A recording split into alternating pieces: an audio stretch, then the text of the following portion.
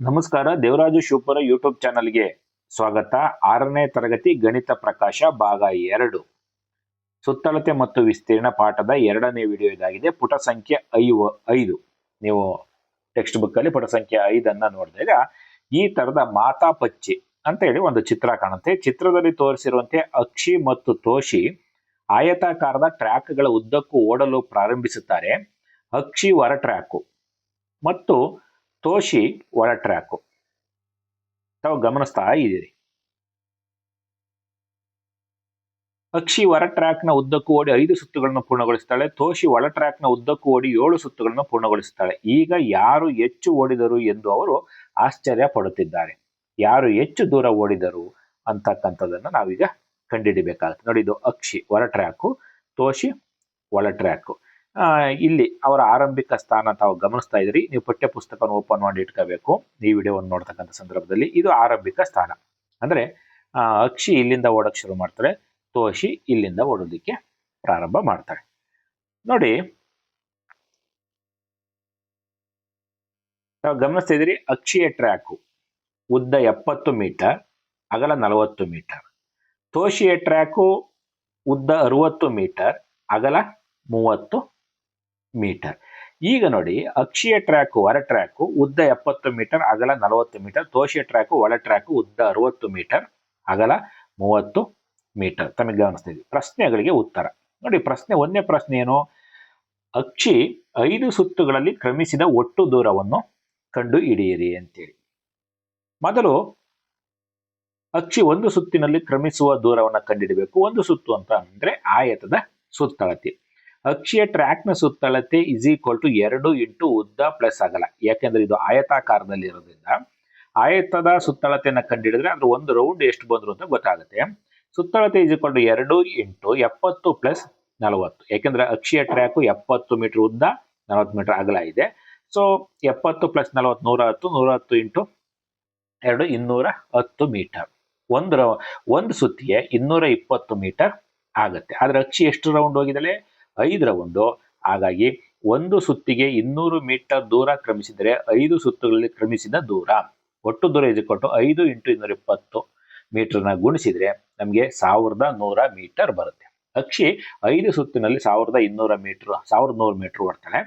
ಅಕ್ಷಿ 5 ಸುತ್ತುಗಳು 1100 ಮೀಟರ್ ಕ್ರಮಿಸ್ತಾಳೆ. ಈಗ ನಾವು ಎರಡನೇ ಪ್ರಶ್ನೆ, ತೋಷಿ 7 ಸುತ್ತುಗಳಲ್ಲಿ ಕ್ರಮಿಸಿದ ಒಟ್ಟು ದೂರವನ್ನು ಕಂಡು ಹಿಡಿಯಿರಿ ಮತ್ತು ಯಾರು ಹೆಚ್ಚು ದೂರ ಓಡಿದರು ಅಂತೇಳಿ.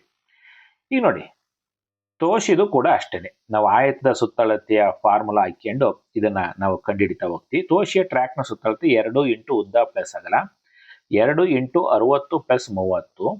60 ಯಾಕೆಂದ್ರೆ ಈ 60 ಪ್ಲಸ್ 30 ಯಾವ್ದಪ್ಪ ಅಂದ್ರೆ ತೋಷಿಯ ಟ್ರ್ಯಾಕ್ ನ ಉದ್ದ 60 ಮೀಟರ್, ಅಗಲ 30 ಮೀಟರ್. 60 ಪ್ಲಸ್ 30 90 ಆಗುತ್ತೆ.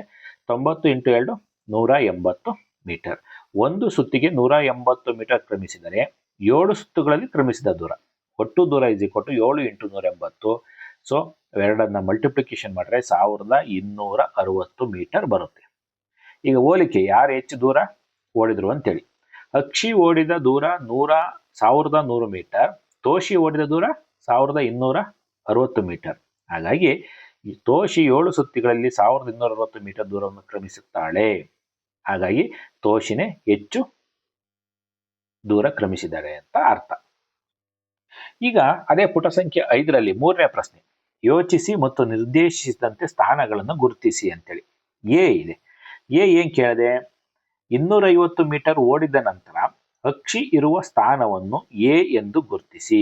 250 ಮೀಟರ್ ಓಡಿದ ನಂತರ ನಮಗೀಗ ಆಲ್ರೆಡಿ ಗೊತ್ತಿದೆ, ಅಕ್ಷಿಯ ಓಟ ಒಂದು ಸುತ್ತಿಗೆ 220 ಮೀಟರ್ ಓಡ್ದಂಗಾಗುತ್ತೆ.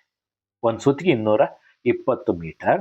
ಹಾಗಾಗಿ 250 ಮೀಟರ್ ಓಡಿದ ನಂತರ ಅಕ್ಷಿ ಇರುವ ಸ್ಥಾನವನ್ನು ಎ ಎಂದು ಗುರುತಿಸಿ ಅಂತೇಳಿ. ನೀವು ಈ ಟ್ರ್ಯಾಕ್ ಅನ್ನು ಒಂದ್ಸರಿ ನೋಡಿಲಿ. ಇದು 70 ಮೀಟರ್ ಅಂದ್ರೆ 10, 20, 30, 40, 50, 60, 70. ಈ ಒಂದೊಂದು 10 ಮೀಟರ್ಗೆ ಒಂದೊಂದು ಮಾರ್ಕ್ ಮಾಡಿದ್ದಾರೆ ನೋಡಿ. 10 ಮೀಟರ್ಗೆ ಒಂದೊಂದು ಮಾರ್ಕ್ ಮಾಡಿದ್ದಾರೆ. ಅರ್ಥ ಆಯ್ತಾ? ಅಕ್ಷಿ 250 ಮೀಟರ್ ಓಡ್ತಾಳೆ ಅಂದ್ರೆ ಒಂದು ರೌಂಡ್ ಬಂದ್ರೆ 220 ಮೀಟರ್, ಇಲ್ಲಿ ಬಂದ್ರೆ 220 ಆಯ್ತು. 230, 240, 250. ಅಲ್ಲಿಗೆ ಈ ಬಿಂದುವನ್ನ ಎ ಅಂತೇಳಿ ನಾವು ಗುರ್ತು ಮಾಡಬೇಕಾಗತ್ತೆ. ಸರಿನಾ? ನೆಕ್ಸ್ಟ್ ಬಿ ನಲ್ಲಿ ಏನಿದೆ? 500 ಮೀಟರ್ ಓಡಿದ ನಂತರ ಅಕ್ಷಿ ಇರುವ ಸ್ಥಾನವನ್ನು ಬಿ ಎಂದು ಗುರುತಿಸಿ. ಅಕ್ಷಿ 2 ಪೂರ್ಣ ಸುತ್ತುಗಳನ್ನು, ಒಂದು ಸುತ್ತಿಗೆ 220 ಮೀಟರ್, 2 ಸುತ್ತು ಓಡಿದಾಗ 440 ಮೀಟರ್ ಆಗತ್ತೆ. ಇನ್ನೂ 60 ಮೀಟರ್ ಹೆಚ್ಚಾಗಿ ನೋಡಿ, ಇಲ್ಲಿಗೆ 440 ಮೀಟರ್ ಆಯ್ತು 2 ರೌಂಡ್ ಓಡಿದ ಮೇಲೆ.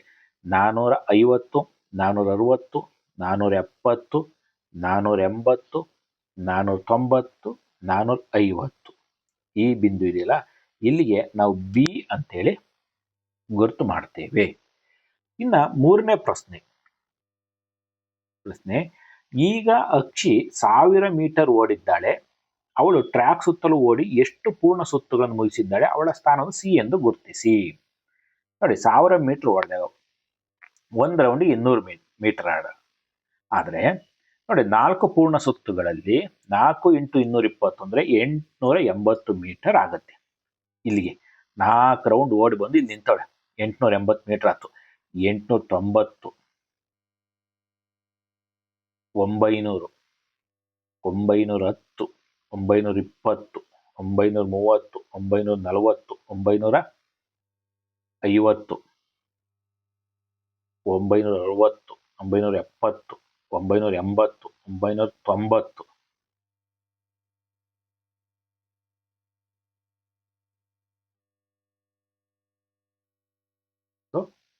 ಸಾವಿರ.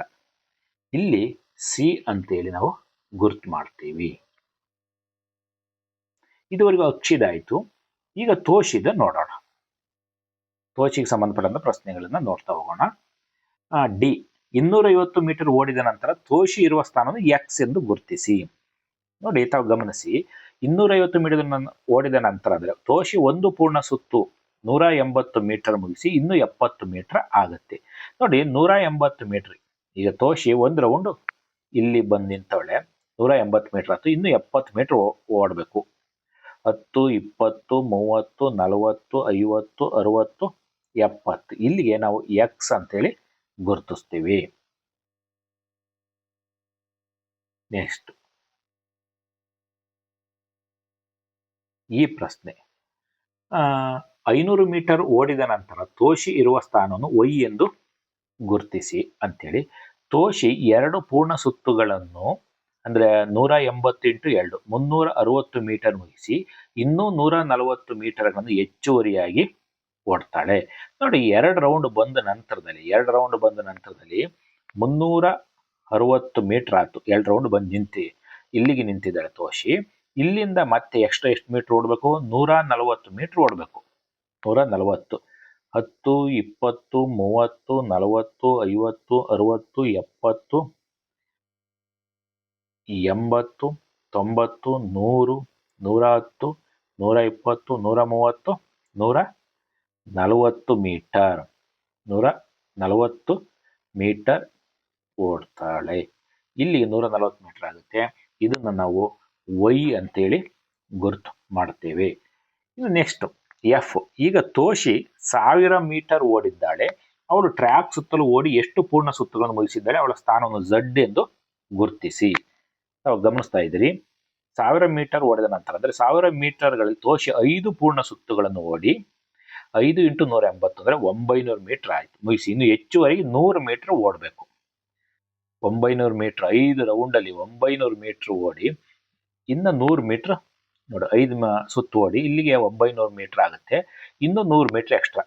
10, 20, 30, 40, 50, 60, 70, 80, 90, 100 ನಾವು ಇದನ್ನ ಝಡ್ ಅಂತೇಳಿ ಗುರುತು ಮಾಡ್ತೇವೆ.